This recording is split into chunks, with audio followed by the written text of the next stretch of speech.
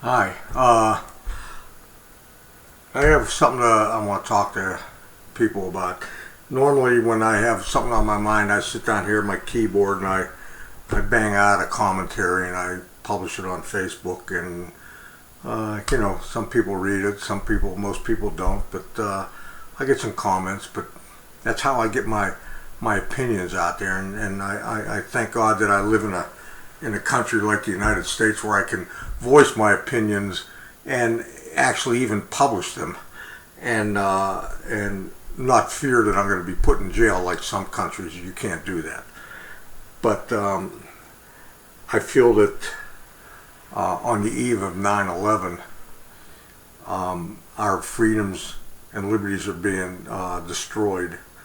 Our Constitution's being trampled, and instead of writing something, I wanted to make a video because that's how strongly I feel about it. I feel like I just want to speak from my heart, and I want people to know that this isn't just I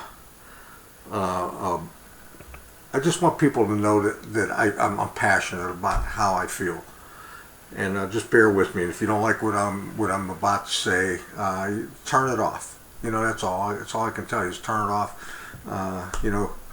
Go listen to Nancy Pelosi or somebody. Maybe that'll make you feel better. But when I said we're losing our freedoms and our Constitution is being trampled on, yesterday was a prime example of that. Joe Biden stood up in front of our country and he looked everybody in the eye and he told us that if we don't toe the line, if we don't get in line, we're not going to be able to work. If we don't get a shot, because one man decides that everybody should get a shot, and if we don't get a shot, we're not going to work. We won't be allowed to work. That's taking away your choice.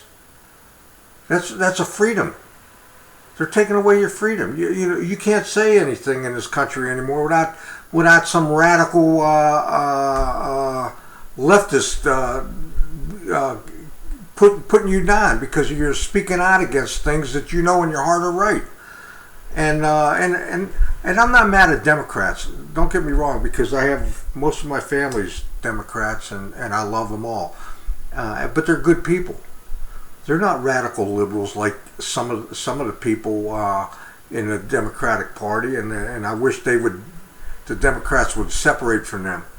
But this isn't about them either. It's about the freedoms in this country and the liberties going away. And yesterday was a prime example of what Biden said to us. And I don't understand how one man in this country has the authority or the right or the balls to come out and tell us, the citizens of this country, that if we don't bow down and kiss the government's ass, we're not going to work. We can't go into a place unless we bow down and wear the attire and follow the mandates that they put forth. And then we got another idiot in the administration, Tony Fauci, who changed his mind on the virus like he changed his underwear. One day, the vaccine might work. Next day, well, it works. One day, you don't have to wear a mask. Then you have to wear a mask. Then if you get the shot, well, you won't have to wear a mask. Then if you get the shot, well, yeah, I think, you got the shot, but now you have to wear the mask. Now you need 2 shots. No. I think now we're going to need 3 shots. You just don't know with that guy. And I think he's partly responsible for what's with COVID, because he did send funds over to Wuhan Institute of Virology, and that's documented. And whether he admits it or not, there's documents, and Senator Rand Paul called him out on it with gain of function, and he denied it. But there's documents that show that he was lying. But anyway, tomorrow is a big day for our country. Tomorrow is the 20th anniversary of 9/11. I remember exactly where I was on 9/11, exactly what happened. How I felt, how our country felt, how we came together. I've never seen so much patriotism and so much love of country in my life. and I'm almost 72, and I've lived a long life, and I've never seen anything like that, and it just warmed my heart. But in the past 20 years, that's gone away. We've become complacent. We've lost our way as far as country unity. We're divided on everything. We're divided on politics. We're divided along ethnic lines, religion. We're divided on almost every issue. And what is going on? Why can't we come together? It's in all of our best interest to bring this country together. And tomorrow, there are going to be thousands and thousands and thousands of families grieving for the loss of their loved ones. And I'll be grieving with them, because I can't sit and watch TV like I did today without shedding a tear, without feeling sorrow for those people, without thinking about those poor souls trapped in the upper levels of those buildings that came crashing down, the people who jumped off the top of the buildings. I don't know what compelled them to do that. Maybe they felt it was better than to burn up. I don't know.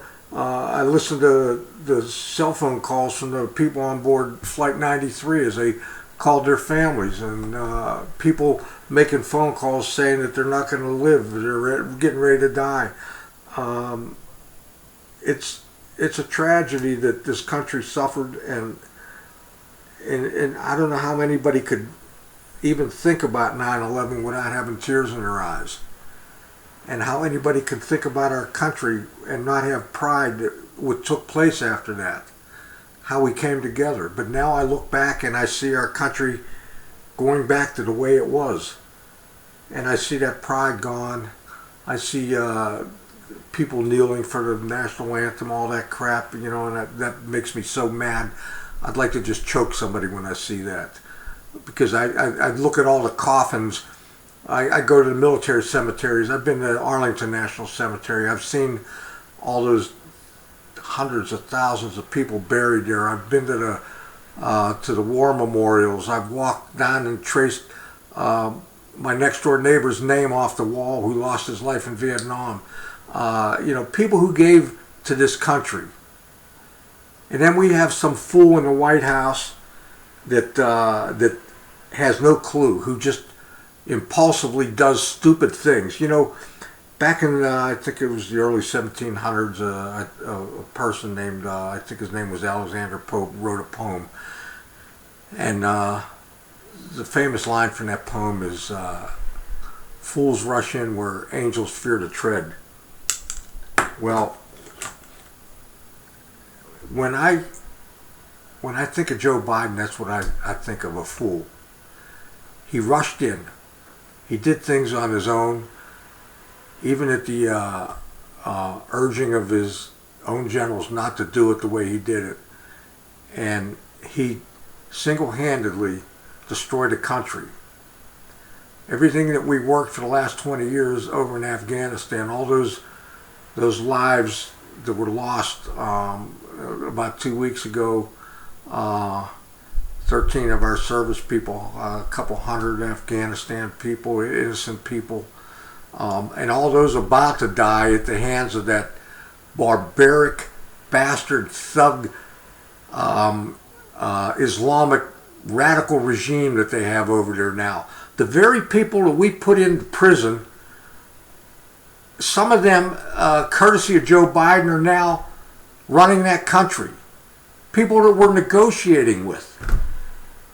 His administration, his State Department, is negotiating with these killers and thugs. They're not going to be any different. Anybody that thinks that, well, you're stupid if you think that. Tigers, leopards don't change their spots. You're stupid if you feel that way. And I'm here to tell you that. And if you don't like what I'm saying, then turn me the hell off. I don't really care. I really don't care. I've had it up to my eyeballs with the bleeding hearts in this country. We're letting criminals out of jail, and we're arresting the cops. because all of a sudden the cops are the problem, not the thugs and the criminals. We erect monuments for freaking hoodlums, for criminals, and we tear down monuments that have been up for hundreds of years. We put cops behind bars and we let the criminals out on the street. That's what we've come to as a country. We let radical bleeding hearts set our cities on fire last year. Occupy cities. We did nothing because some of the idiots that we have running our states and our cities. And I'm fed up with it. And I'm not going to be silent. I refuse to be silent. It's my right as an American citizen to speak out, and that's what I do. And when I see something that I don't like, I'm going to talk about it. And today, that's exactly what I'm doing. Now, tomorrow on that anniversary, I'll be grieving along with all those families, and I hope the rest of America is too. I hope you find it in your heart to take a few minutes to just sit down and think about the loss that those people suffered, and the loss that this country suffered, the loss of our freedoms and liberties that we've suffered since then, and how we've been trampled, our Constitution's been trampled on, and every day it's trampled on more, just like Biden trampled on it yesterday by telling us, not suggesting, no, telling us, like a dictator, like a freaking Islamic scumbag over there telling the people what's going to happen. What are they going to do next?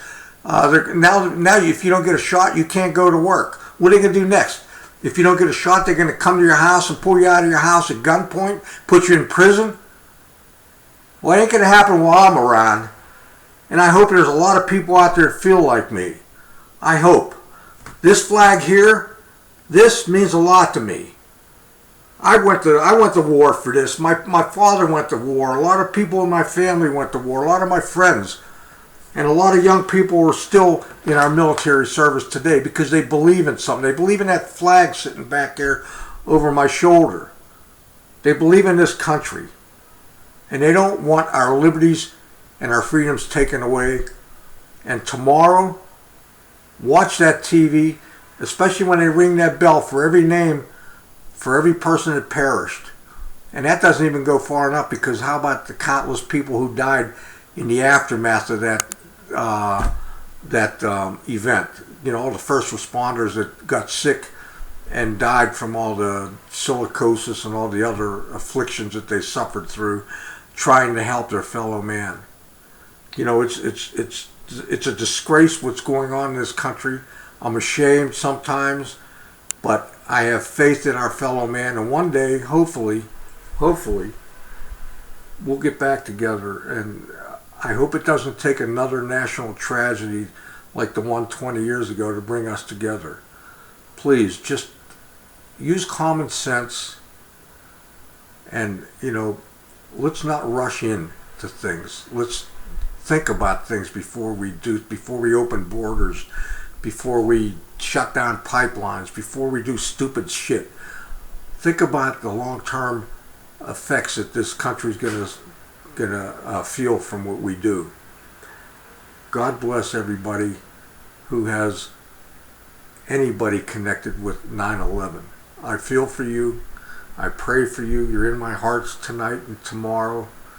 And one of the saddest things about this for me personally is tomorrow's my mother's and father's anniversary. Believe it or not, they were married on September the 11th. And it's hard for me to rejoice in the memory of their anniversary when this is happening.